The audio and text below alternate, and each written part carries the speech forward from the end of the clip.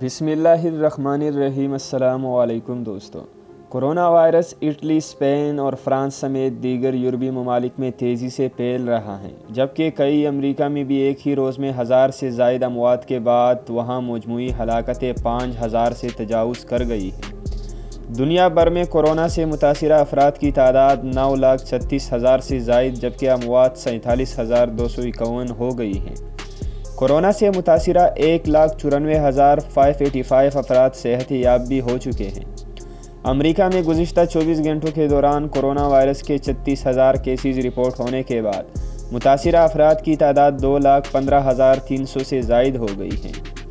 ایک ہی روز میں 1,000 سے زائد اموات رپورٹ ہونے کے بعد امریکتوں میں ہلاکتوں کی مجموعی تعداد بھی 5,110 تک پہنچ گئی ہے۔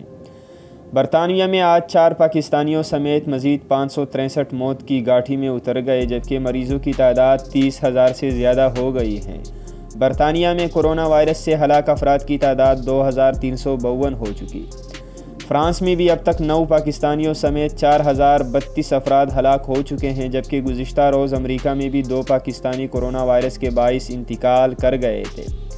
اٹلی میں کورونا وائرس سے اموات کی تعداد 13,155 ہو گئی جبکہ اسپین میں یہ تعداد 9,387 ہے۔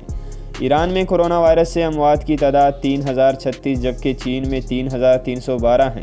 اس کے علاوہ ہالینڈ میں 1,173، جرمنی میں 909 اور بیلجیم میں 828 افراد وبا سے ہلاک ہو چکے ہیں۔